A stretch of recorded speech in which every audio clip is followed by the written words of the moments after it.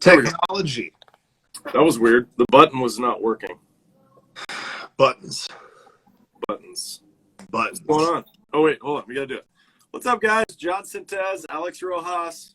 Let's Win a Ball Game podcast coming at you. Strong. Full strong. What's up, Emmanuel? How we doing? Dude, I'm doing great. Started off my morning with a little jiu-jitsu. The girlfriend got up early. We were up super early, like 4:45. I've been up for a minute. I've probably had more coffee than I need. And I'm probably going to have another cup at some point. And had a client. We had a conversation where where we're going to talk about what we're going to talk about that we talked about. So, how are you? I'm good. I am just getting caught up on some things and ready to go. So, I'm going to just start off coming out hot. We stopped at baseballs and why we can't get a baseball made right. And I talked about how because I was a catcher, I never really cared about how the baseball felt. I never really cared about like, hey, the seams are high on this ball, or like I can't really grip this ball. But you as a pitcher, you got to understand how that ball works. So there's a good one. Talk to me about your ideal ball. Well, there's a certain feel that when you get to it that you know that you don't want it to feel big. Some balls that feel big can't spin up the same. I like a small ball. I've felt small balls before. But, in Major League Baseballs have a different feel to it as well. So, throwing a different ball as small of a difference as it is can affect all different flight dynamics when you throw the ball, especially with the environment. So, different ball, different environment, different humidity. In the PGA Tour, they talk about it all the time, and I know I do too, about when I went down to Mexico. It's just so hard to get the ball to spin, but you play in elevation up there. So, and the PGA guys are constantly 30 to 50 yards farther than they're supposed to be because they don't know how to control it. So, the process going forward is interesting because I don't necessarily know if they're, they talked about adding powder or something, but I don't know if they're going to powder. Yeah, I don't know how they're going to be able to control that because as soon as you add powder, you make like a legal substance, like everybody's going to abuse it. So I don't understand. Right. You know what I'm saying? Of course. So, yeah, that's what I would say. There are some safety issues that go into not being able to hold the ball correctly. Mm-hmm. And with the checking of the sticky this year, we saw there was an increased HBP, and a lot of the hitters weren't happy about it. But that's what comes with when guys are trying to throw 100. It's just sometimes you're going to miss, sometimes it's going to slip out of your hand, and sometimes you shouldn't be throwing baseballs in that part of the country. That's a hot take. That is a hot take right there. We should have a petition. We shouldn't play in these areas this time of the year. What's up, Blue Shirt Sports? We're doing great. You shouldn't have games over here this time of the year because the ball is dangerous unless you allow us a little bit more sunscreen and rosin. Yes, 100%. I don't think there's anything wrong with that. No, the purists, it's so funny. The purists are dying. There's no more DH. The DH is finally taken over. Can we just, woohoo! No more sack bunts. Yes. No more terrible pitching changing situations. I heard something the other day. They were like, oh, well, American League games last longer. I was like, because there's more runs scored. Hello. Of course you're going to have a pitching change when your guy doesn't make it out of the third with 5. And I heard this argument too. It was so good. 5 runs given up in 3 innings, right? If you're in the National League and you get the eighth guy, what do? The 8th guy? Yeah. What do you mean? Like in that 5th inning, you've already what's the score? The eighth guy in the lineup. Okay? Oh, the 8th guy in the lineup? What do you do? Make a fucking change. No, you get the 8th guy in the lineup. You walk him because the pitcher's in the 9 hole. Oh, right. Well, yeah. Strike out the pitcher, and then the threat's over. There is no threat over in the American League.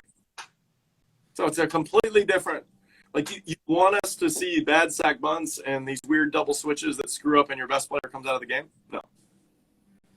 Sure, it's strategy, but it kind of takes away from the viewership of the game because it adds an additional 20 minutes of kind of some bullshit. Yeah. And I mean, if they're really worried about the game, which they shouldn't be about the speed of it, then what they should do is control all the little in-between play visits. Right. Shortstop going there, catcher going. I mean, in Mexico, they have a fix for this. If the shortstop goes to the mound or the catcher goes to the mound, it's a half visit. A half of a visit. Yeah. So if you do it once, you can do it. But if you do it again, he got to come out. So I think that I got to know more about what is it about baseballs that makes it hard to grip in general? Well, I would say that humidity plays a big factor. How tight the leather is bound puts in a factor. The cleanness of the ball would be a factor. You know, there's a bunch of things that would affect how the ball would fly.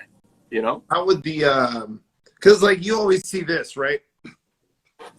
And I heard this, I think, from Bill Ripken when I was watching MLB Network like a couple of years ago. He's like, we're changing the ball so much, and we have for so many generations. I don't think anybody knows how to actually use a scuff on a ball for their advantage because we're constantly changing the ball, right? So how does like scuffs or like dirt, you know, add to how the ball moves? Well, if you know, so there's a bunch of really good videos out there on flight dynamics of wiffle balls. And Sure. you have a wiffle ball and there's the open side of the hole. The air will pull the ball that direction, right? So Got it. Change up, you would put the ball on the change up side of it. You would throw it, it would pull it that way. So scuff works the same, right? If you put a scuff on the outside of the ball, the flow is going to change the dynamic of the spin of the ball and it's going to affect the flight right in there. Okay. You can create more movement with more wind resistance. Okay, that makes a lot of sense. So the idea of a scuff would allow someone to just use that to help pull the ball in a general direction. Correct. That's interesting. Do you know how to use a scuff? I do. Okay, how many guys do you think actually know how to use a scuff that are in affiliated baseball? Well, to your point, I think it's a lost art. So I don't think people they're not allowed to. Like you said, they change the balls too much. Right. But you know, hey, if you're in high school, they don't change the balls that often. So you should be learning what we're talking about right now. Yeah. Like, learn how to use the scuff. Well, and there's a whole other thing too, right? Like the high school that I played at, we had no grandstand. So we just had an open fence, which is way more airflow when you're throwing at it. So things moved. Right. You know? And especially when things blow out or blow across or, you know, it's just the ball doesn't come out of your hand the same way when you have wind like that. That's in. Right. So there's all kinds of factors that go into. I mean, they always say it's easier to throw in big league stadiums, and that's because you've controlled the environment a little bit more with the. Oh yeah, it's a cage. You're inside of a cage that's like resisting so many factors outside of the light for the most part. Correct. I mean, if you wanted to eliminate every factor and just make it a ball, everybody's got to play in a dome. Right. 100%. Because I would love to see, like, she's singing today. So, like, I would love to see, honestly, the difference between, like, a Tampa Bay Rays spin rate and Colorado Rockies. Like, because those are two extremes, right? But those are places that we're playing the game in, and we're not talking about what we're doing in these places. Because just like you said, there's smart dudes out there that have just figured this out. Like, oh, the ball spins more here because there's no wind factor, right? Yeah. But when I go play in New York in May, the ball does this, right? So to understand your environment is pretty important. Agreed. Yeah, I mean, it's we see it with the kids that go from here to Georgia. That's where they really get the extreme. It's funny because they all like, I throw better here. It's like, yeah, it's humid. The leather is literally more humid. It's easier to hold, you know? Now, from a hitting standpoint, right, doesn't that make the ball, like, slightly softer? So it's kind of harder. Yeah. No, it wouldn't be harder to hit. It would be easier to hit. Oh, okay. Okay. Yeah, because you would create a better connection because it would absorb into the bat better. Huh. That makes sense. You would actually have a longer time of impact, like tire on the ground. Right. So your energy transfer would be greater. I will tell you, I saw some of the furthest hit balls when I was in Florida and Alabama and Georgia for the short time that I was like some of these balls that they hit, I was just like, I mean, God bless. The ball does move differently down there. Like I remember how like sweaty my arms got when I was behind the plate and how quickly it got into my hands. And dude, I was having to cover my hands in dirt and pine tar just to like you're just sweating and you're working behind the plate, right? So like then I'm giving my pitcher this sweaty ass fucking rock. He's like, all right, let me just hold on. I gotta do this shit. So what do you think would be your solution to like just a quick solution for understanding a baseball right now? Like what are some easy things that I could go play catch with and just like mess around with? With sticky? Learning how a baseball moves and kind of like what you talked about was such a great point to feel in both where you are in terms of like your location as well as where your arm's at. So if you could expand on how you learned how to feel a baseball, was it because you were in Florida? You know what I mean? Well, yeah. I mean, I think you hear these things about rosin and stuff like that, but I always grew up with humidity and sweat. So, you know, rosin originally what was explained to me to put on the top of your arm to keep the sweat from rolling down hand to the ball. So I didn't have to necessarily use it to add sticky. Now I noticed that it did get sticky, but at a younger age, I never really used it to my advantage. It wasn't until I got to pro ball that it was explained the other way, where it's, yes, it is the top of your arm for that, but it also creates a sticky, you know, consistency that you can use. So you actually put it on both arms. So you can go get underneath so for all you hairy guys out here, let's do this real quick while we got this. So where all this hair is right here, if I put sunscreen or rosin, that's going to kill me, right? This meat underneath right here, there is no hair. This is actually a safer place for you to get it. So if you watch big leaguers, they do that, and they're trying to get the sticky on the fingertips underneath. So you just turn your wrist upside down, you go sunscreen rosin right here, and then you can just grab a little bit of it when you need it, and then grab the baseball. Very cool. So how many times did it take for you to figure out your concoction? You know what? Everybody's got their own. You know, the Dominicans make a concoction as well with like tobacco, Coca-Cola, baking soda, honey, salt, one other thing. But it basically turns into like a clear rosin thing. And so that's interesting. And yeah, I mean, I've used that. I feel like that was like on a scale of 1 to 10, that was closer to like a 9. Spider tack idea. I've tried spider tack. Spider tack was similar. It was a 9. And that's weightlifting grip, right?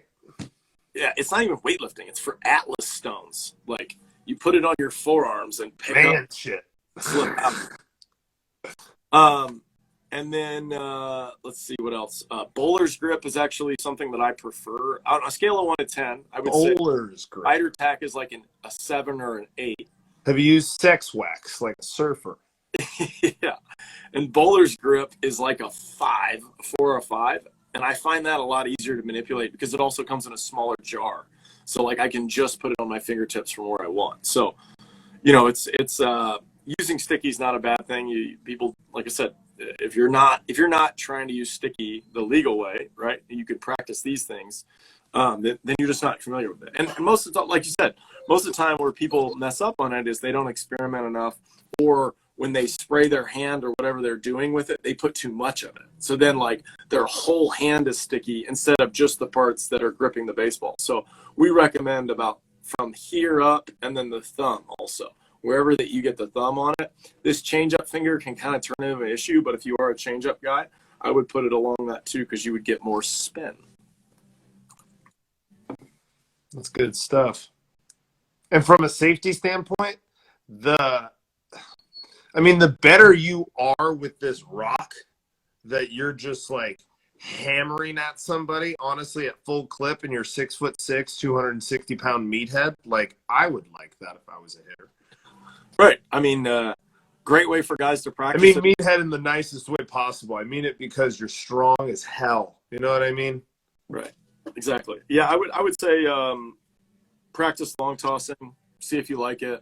You know, you can use it also to create, like I said, you can create a buffer on sweat. A lot of guys that sweat, like I've got sweat follicles on the side of my hand, and I'll get sweat that'll run outside this pinky onto the ball over here.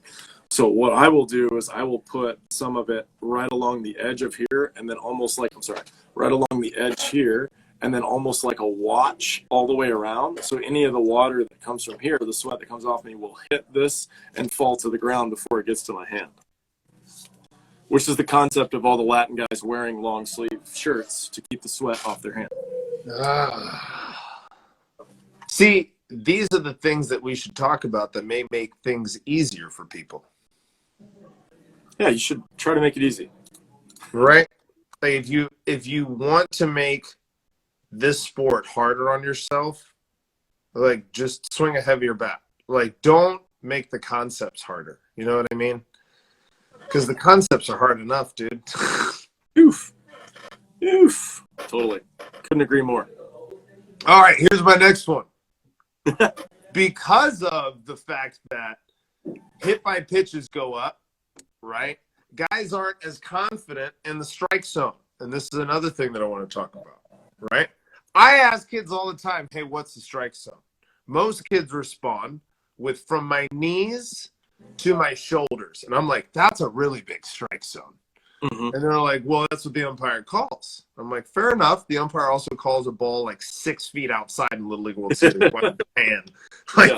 Japan the last 30 years has exposed why strike zones kind of suck, right? Yeah. So you've been developing guys for quite a while that are pitchers, that are throwing balls and strikes, right? What do you tell your guys that are pitching what a strike is and what a ball is?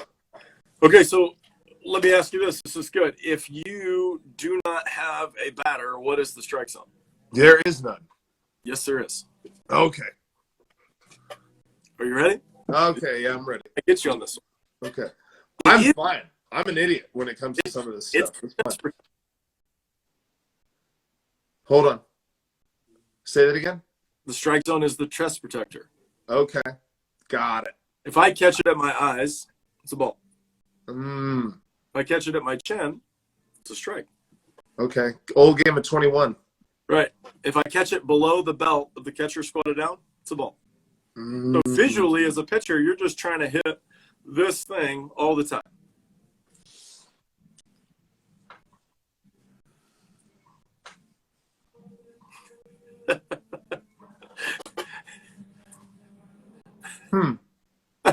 That's a really good point. So if you were to I can't hold on, I gotta think about that for a second. Keep going. Just why? We got a question. Why do you say that? You can't get the umpire to call what you do. This is great. This is an awesome question. Yeah. Dylan, I got you. So umpires are stupid. You have to understand why they're okay.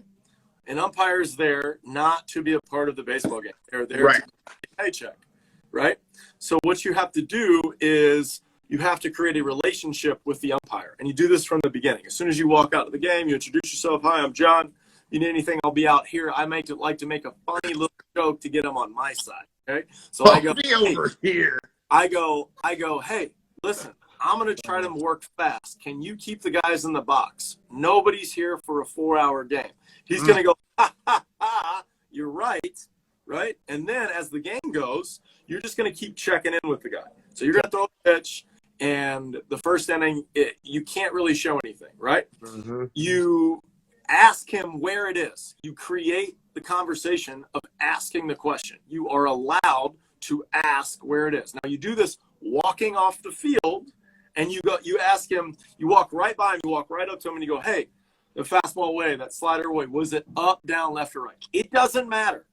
It does not matter. But that pitch that you ask about, right, all you have to do is whatever direction he says, you say, all right, I'll get that over there. Now, Mm. the funny thing about this now is all you've done is identified the spot. You're going to hit that spot again, and he's going to call it a strike. Okay? Now, if he calls it a ball again, you go back the next inning and you ask him the same question. Was that it? Right? Eventually, he's going to be on your side. That's what's going to happen. Mm-hmm. Then if it gets even worse during the game, then on the mound, you just put your hands up and go, where was it? Okay? Mm. We'll now get angry about you doing it in front of everybody, questioning balls and strikes, but that's okay. Once again, you're letting them know, hey, I'm on your side. We're trying to get out of here. I'm trying to get you paid and go home. Right. So be able to establish that you're allowed to communicate with the umpire. Just kids aren't taught to do that early. We have 10-year-olds all the time. They'll, hey, we're up, down, left, right. And the umpire will get mad because they're like, hey, play the game. Listen to me. But you're not playing the game, umpire. You're trying to help the game continue to move forward. So it's just a little bit different of a process. That was my immediate go-to as a catcher. Establish a relationship, ask questions, understand what we have to do, and then work from there, right? And just talk to them, right? Man, I really like how you you're like, I'm trying to do this. That's actually really smart because that's, baseball's kryptonite in terms of like what people say. It's too slow. Well, it's Right. like let's work together, right? Like it's the three of us and this fucking guy. Every Right? time you go out, you have an opportunity to have a small conversation with him. Yeah. So I'd go out and I'd be like, let's say I had a good inning. If I had a good inning, I'd go out there and be like, man, I'm having fun out here. And he'd go, oh yeah? I'm like, yeah, ball's not leaving the infield. Let's get going. Right? Yeah. And so you just gotta create that conversation with the guy because that way he knows what's going on with it. Now, obviously the catcher can help as well, right, for what they're doing. But, it's an interesting, process. If you can control that side of the game, you will get more pitches, right? Because if they understand that you're not trying to be perfect, and I've even had guys come out, me pitching older and pitching against college guys. It's so They're going, smart. God, where they're like, they'll walk out, they're like, where'd you play? They're like, they told me you were old. And I'm like, yeah, I'm 30, whatever, And so, like, while I'm warming up, now I know they're in the palm of my hand. And then I get to go, well, I played here and here, but, it's very easy for me to put a cutter away to a righty. I can do it 9 times out of 10. Mm-hmm. Even though I may or may not be able to in that game, now he knows I'm actually trying to do that on purpose. Right. You know what I'm saying? So it's understanding the other side of the game, that you're not trying to be nice to the other team and you are trying to manipulate an umpire to help you. But I would argue it's not really manipulation because you're trying to play his game. Because in order to actually succeed, you have to play his game, but you just have to use your game at the same time. Maybe it's manipulation in terms of like the psychology. I like that. But in reality, it's cooperation. It's really cooperation. It's like, help me help you, right? I need you to help me help you because I don't want to stand out here either. I know you don't like it when I stand out here like, what's up, dude? You strike a guy out to end the inning looking, you walk off. As soon as you make eye contact with the umpire, you can just give him a simple, good call. Yeah. Right? Good call. Let's keep that going. I like the chest protector thing. Where'd you get that measurement from? My brain. My brain. My brain. Hey, just do this. Just do a favor. Do this. Go have a kid squat down next, right? Have the batter stand up, and then just look how it lines up. I'm going to go get into an argument today with the umpire at work. I'm going to be like, hey, this is the strike zone. Right? Because we have conversations. Like, I talked to this hitter yesterday. He's 10. He's gotten better over the past year almost since we've changed facilities. And I told him yesterday, I was like, do you know why we have to put the tee all the way down? And he goes, so I know where my swing is. And I was like, what do you mean by that? And he was like, well, I have to know I can hit the low ball and the high ball. I was like, okay, right? And I was like, can I tell you a fun fact? He said, sure. I was like, the pitch just has to go over your front knee. It can go under your back knee. He was like, what? I was like, yeah, it can go down like that. And he goes, that's a strike? I was like, yeah. That's why you really got to know how to hit the low pitch. He was like, that's dumb. I was like, I know. I don't make the rules. I just play. Right? It's just like, but the umpire had to tell me that. And when I heard that for the first time, I was like, how come nobody told me that's okay? It doesn't have to be flat. Right. Like, it's literally where it crosses the entry of the plate, not the exit. Right. It just has to enter the plate as a strike. Right. And I was back here the whole time. I'm, Johnny Nice Guy, like, hey, what's up, Blue? How you doing? Where was that? All right. And I'm trying to present a better pitch, but I was always pulling it up. That insults this man's character. I should have just stuck it. Yep. You know what I mean? But again, I'm trying to cooperate with him. But all he had to tell me, it's not my coach's job to know the rules. It's not the pitcher's job. It's this guy. Right. Where he's just like, hey, I just need it above that top knee. Oh, bet. Okay. Let's play ball. Bet. Yeah. You don't, exactly to your point. If we had in football, you set the rules. You have a coin toss, you do this, right? In baseball, if we had some form of like, all right, this is the strike zone, right? What are we talking about in the manager's meeting, guys? What are we doing here? Yeah. Like, I mean, I don't know how many times I've been to a manager's meeting and you hear the same story from the umpire too. Like, hey, let's keep these guys moving in and out. A lot of strikes. Let's keep the game. Let's keep the pace of the game going up, right?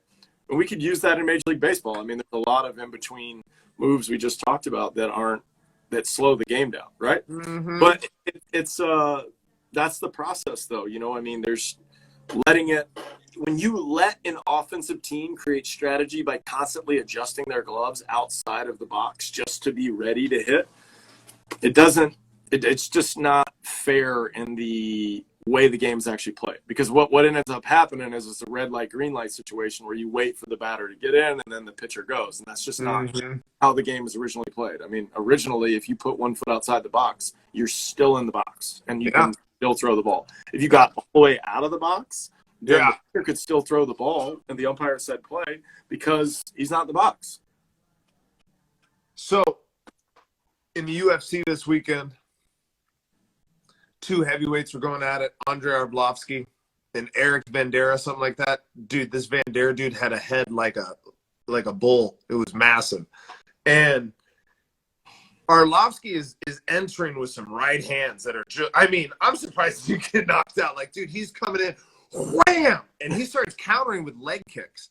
The only problem is when you're really close and your legs are really long, you end up kicking upwards. And you know what's up in the middle of your body on a man?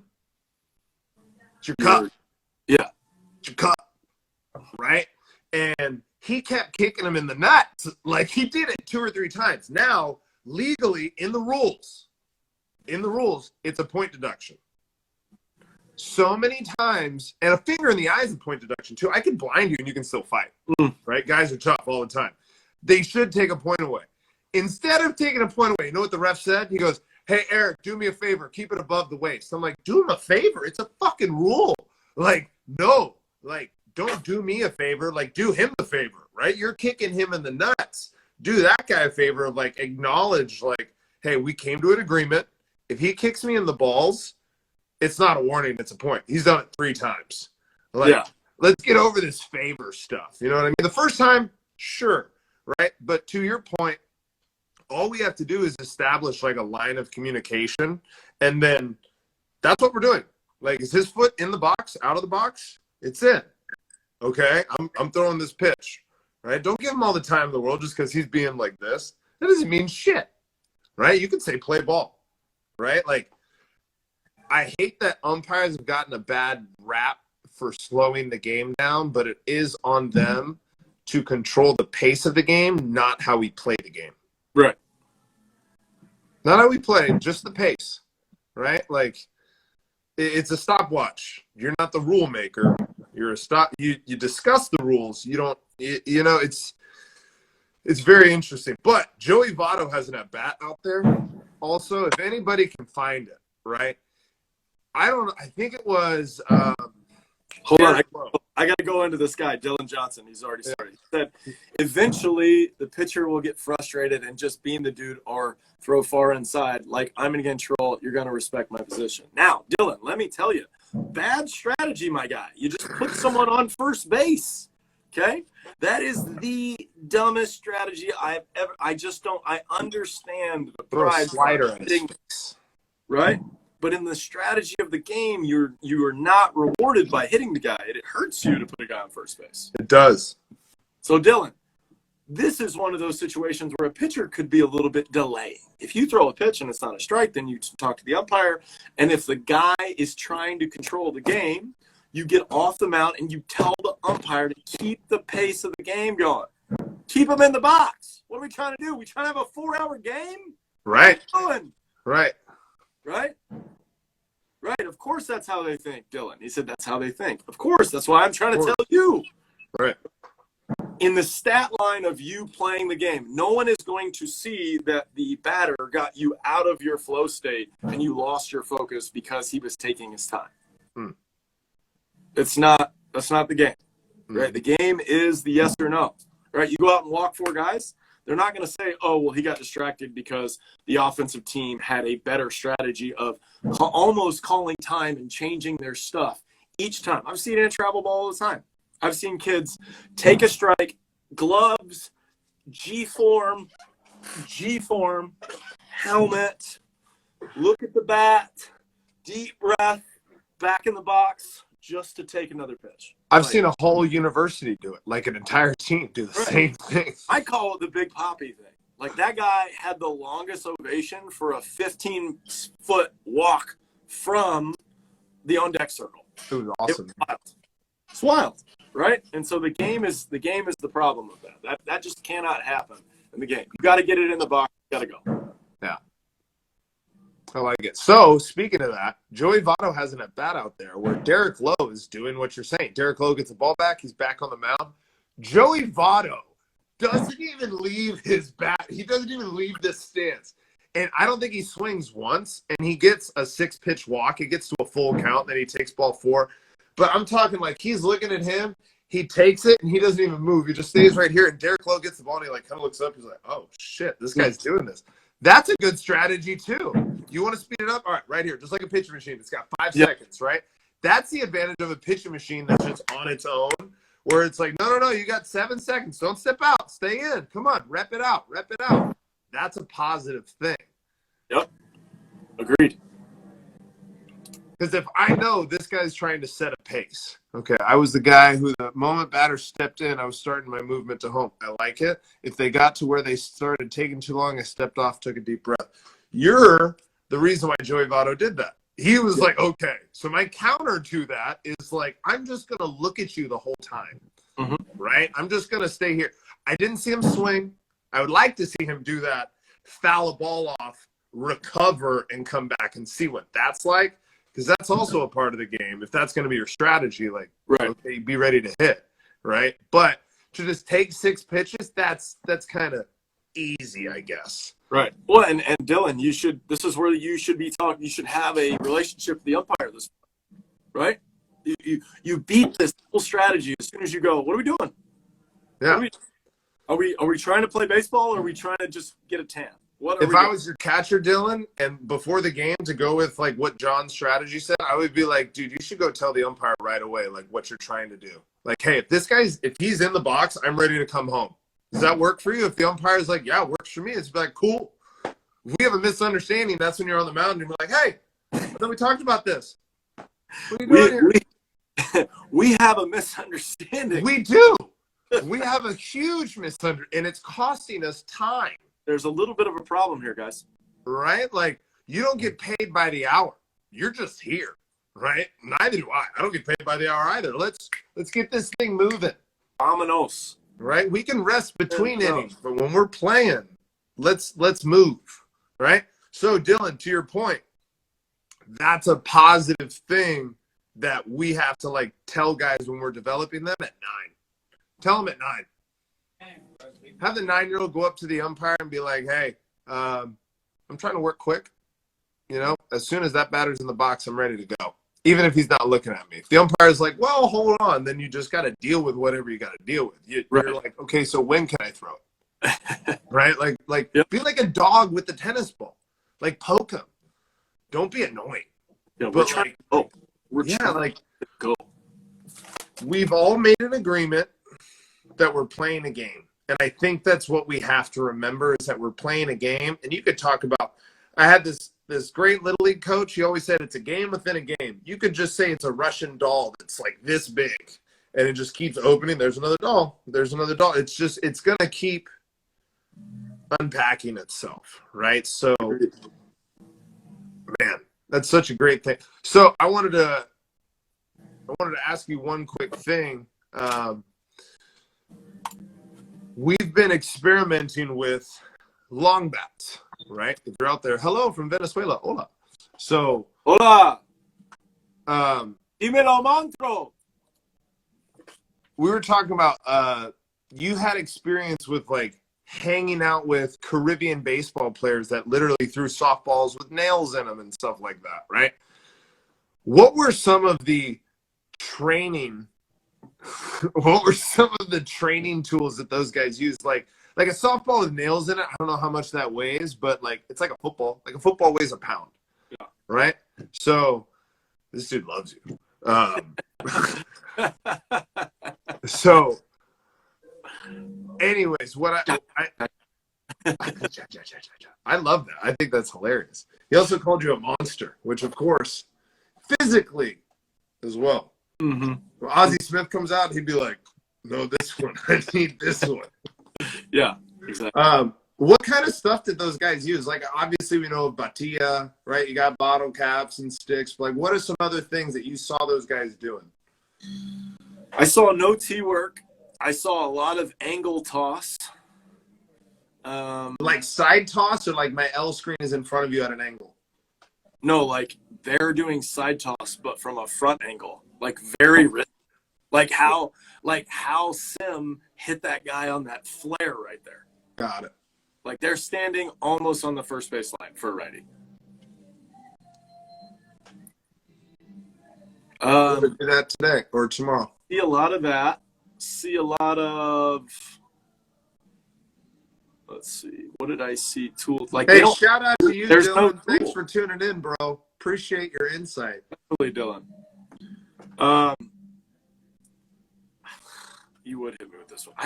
That was the thing. There were no tools. There was just the. That's what I mean. Balls. Yeah. Right. So like, but the idea is like their concept was I'm gonna throw this ball hard and I'm gonna swing this bat hard and be accurate, right? And I think what you just said kind of nailed it. It was just like they didn't use a lot of stuff. We have stuff at our facility, right? But I had this conversation with a young guy that I'm trying to like help become a hitting coach at our facility. And I was just like, you just have to make the end objective of hitting the baseball, which is the objective, right? Just change that. Make the bat weird. Make the drill different. But like, don't necessarily, and I hate using the word don't. I hate it because it makes the brain do weird stuff. Avoid making the mechanical correction. Let the bat and the ball teach most of the lessons. Did you get a hit? No. I don't know what to tell you. You know, like that's at the end, obviously, like if it's a kid that doesn't know how to move their body, you have things that you have to tell them and use your words and stuff like that. But we had this conversation to start our phone call before the podcast. We don't like to use words as much as we like just to use just movement patterns because those will tell more of the story. Totally agree. Not the tools, the movement patterns. Did it work? The strategy? The strategy, like, why are you doing that movement? Oh, because of this. Oh, got it. Like, why do you want to, for instance, like Josh Donaldson talked about, get your bottom elbow above the plane of the ball. Yeah, good ball can go up. Look at this too. C-ball, hit ball, best for kids. Maybe.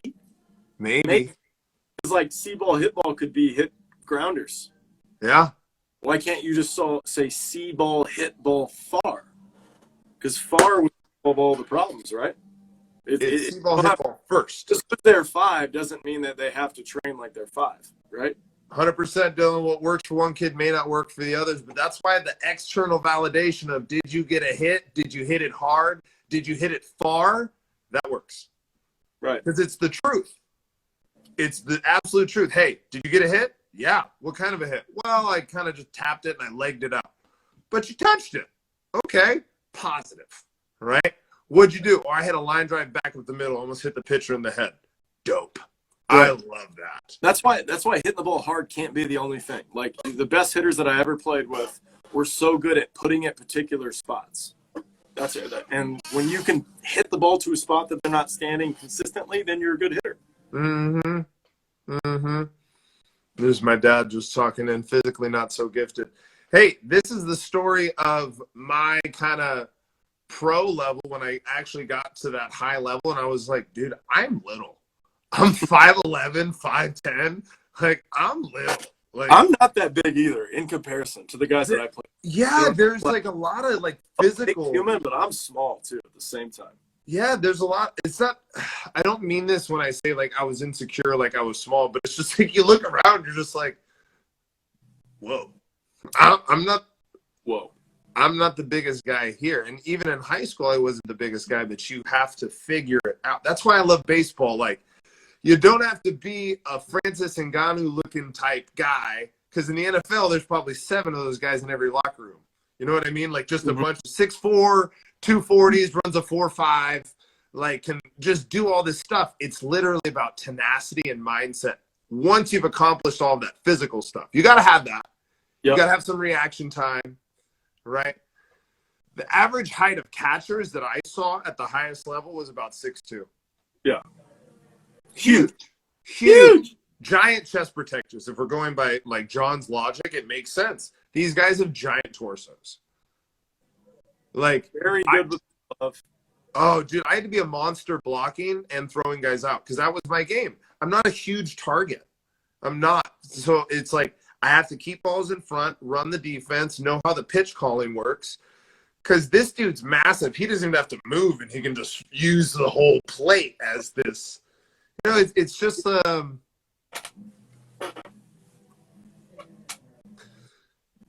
it's the easiest reason why people get romantic about baseball, because it's not about the size of the fight, or excuse me, it's not about the size of the dog in the fight. It's about the size of the fight in the dog. It's like, what are you bringing to this, right? That you can do. Agreed. I mean, can you hit the ball, or can you not let them hit the ball? Mm-hmm. How relentless are you? Like, right. Oh, they got a hit? Cool. Next pitch. Let's do this. Like, that's baseball, man. 100%. What was the biggest guy or the average height you saw? Oh, I mean, all the guys that like I said, I was small. On the pitching side, everybody was like 6'5", 6'6", 6'8". You know? And that was the thing that bothered me about me watching them move and stuff. I'm like, dude, you have a leverage advantage so much on me, and I throw just as hard as you do. It makes no sense. It's weird how that's here you go. Here, I'm gonna Dylan, you're gonna get me going. I'm gonna beat you again here.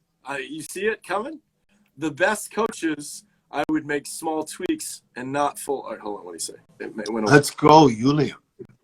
Not full-blown adjustments. Let the players play and give small input and anything. So Dylan, here's what I'm going to tell you. What do you need your coach for? Yeah. He doesn't play the game. He's not swinging the bat. He can't tell you when to swing. He can definitely help you with the strategy side of it, but like for what you're saying, golf caddies don't say that much during the round. So you should probably shut up and let them play.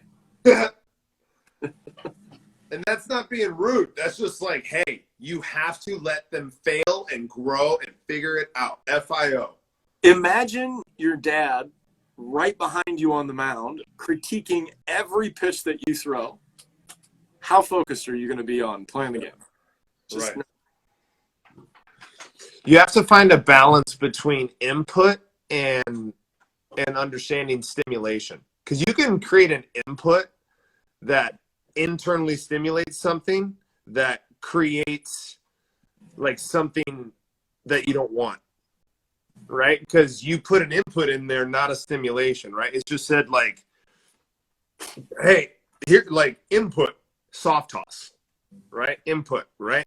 But that's not simulating or stimulating the same reaction time that a fastball is coming at, right? It's not the same thing, but it's an input, ball coming at you, but it may not result in fast hands to the ball. In fact, it may actually slow you down because you're just on this slow object all the time because it's this slow input. And then you could say a pitch machine's an input as well, but it's closer to the actual stimulation that we need to attain, which is like, see this fast moving object and you have no idea what's coming and you have to react. That's what we want. And then see ball, hit ball far, see ball, hit ball hard, see ball, hit ball. Reverse order of operation, whatever you want to call it, right? But don't say anything. Let them figure it out. But don't say a word. It helps. It really helps. Like I had to, okay, Dylan, to your point, okay, I'm gonna bastardize myself here. I told a guy last night, hey, do you know how you drive down the mound? And we were talking about how he keeps his weight on his backside as he's striding in terms of hitting. And I had him act out like he was pitching. And we just talked about what he's doing with his weight. So yes, I gave him a physical input, right? But then we went over to the machine and he had to try to do that live. Like it was an immediate like, okay, yes, this may work on the tee, but now we're going to do this at a high speed. I think we had it at, I took your advice yesterday and we figured out some math. So I think I had it at 65 at like 50 feet because I wanted it right at like 80, just like a good solid he's a freshman. Like 80 is solid fastball, and he smoked some baseballs where I was just like, yeah. And we turned it up a little bit more, got it to like 85 to 88. He was behind a little bit, but then he smoked some baseballs. But again, getting back to, I gave him a little input, but then he still has to go use it.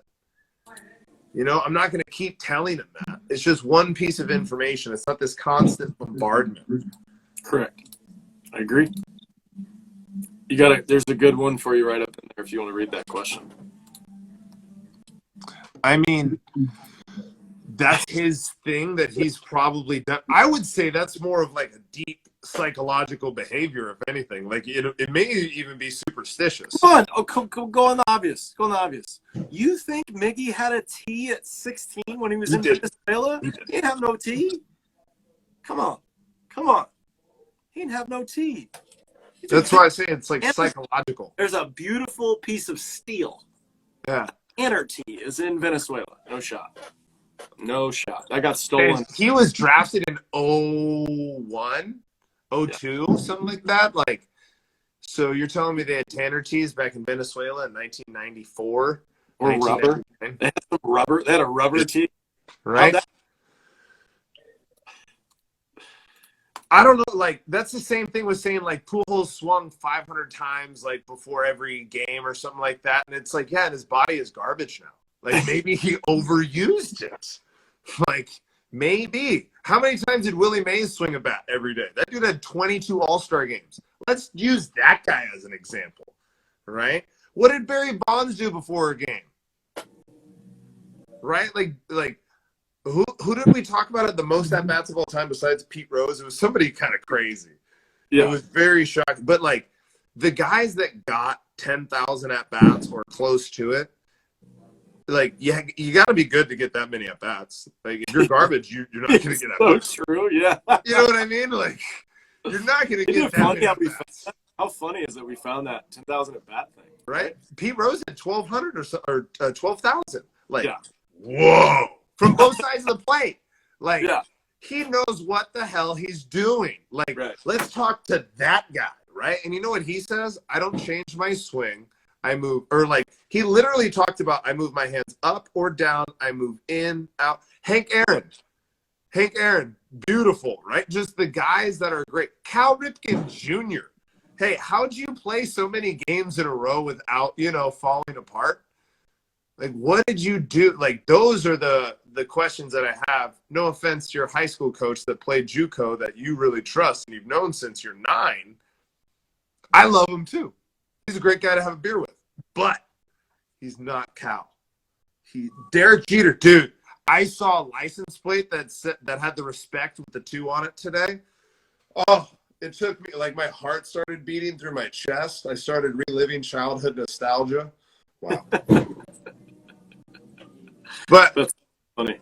hey, I'm gonna let you go. I'm sure you got a full facility right now, full of dudes. Oh yeah, that are ready. you can hear it. There's booming going on out here. I can feel it actually in my body. Yeah, we got some Hey, people trying to get a little better. answer of the year from Dylan Johnson. I love that. Where'd you get that answer? My brain. It's true. I agree. Well, dude, it's been great. Well, hold on. I want to. What are you doing this week? You got going anything on this week? You know what? Let me plug the new stuff. All right, I need everybody to do me a favor, okay? We're in San Diego, California. My guy Alex is up in Monterey. He'll do that in a second. So we have now way off. Not even near. Yeah, not even. You're up there somewhere. We have now online video series for Cutternation growing program. It is on Patreon. You can get to it on our website. Go to cutternation.net and check that out. But I wanted to start plugging that because it's all of the secret sauce. Alex and I are going to continue doing podcasts. We even have some other plans for these ideas as well for these Patreons. So if you get a chance, run over there, check it out. We just have a lot of recovery ideas, pretty much everything that we do here in a video form. You could actually train the way we do here at home, and it's a fraction of the cost of what it would be here. You get all the videos, you get all the information, you can interact with us, and we just want to help. So if you have to DM me from there, but Cutternation U, it's on our website. And we are going to be launching. We already have some online programming. If you are a student at TPC and we're working, we also have remote programming as well. If you're interested in doing that, for anybody that's out there through TPC, that's out in Livermore. That's where I'm the hitting director. I also have some stuff on my own YouTube channel for hitting, as well as some online fitness stuff. I'm filming that today, filmed it yesterday, and the day before that. That's all about moving your body and knowing how to move your body in space. And if you're a baseball player, you are probably one of the most three-dimensional athletes outside of maybe a dancer. So you have to know how your body moves. That's coming to you guys real soon. 2 things that I want to tell everybody. Number 1, if you are interested in remote programming, right, definitely shoot me a DM and we can get that going, and I can get you guys going on True Coach with video access and tons of stuff. Number 2, please follow, subscribe to John's Let's Win a Ball Game. That's where we're going to do most of this growth, as well as you're going to see simultaneous content coming from both of us simultaneously at the same time, if you know what I'm saying. Simultaneously. And on that note, one more thing. Have fun in high school tryouts, whoever's finishing those. I know dude, there was a high school team already had a game like this past weekend. We started this week. That's what I mean. Crazy. So any high schoolers, good luck. By the way, one other thing for all you dads out there and kids, it's opening college baseball weekend. Yes. Go to a game. Go to a baseball game. By the way, Ole Miss, I'm working with the Friday night guys' younger brother at Ole Miss. So going to watch the Ole Miss game on Friday. Pretty excited about that. Apparently he's 96 with a blade, so let's have some fun. If you're a Friday night guy in the SEC, you are that. Yeah. You have to be. I'm excited about that because then he's going to throw against all the dudes. You know what I'm saying? Right. Very cool. And we already have like preseason rankings on stuff. Like, it's so wild. Like, how do you even know? Like, every college baseball team's completely different every time. How do you even? In high school, my team that we finished number 9 in the nation, we were pre-ranked number 5 in our conference.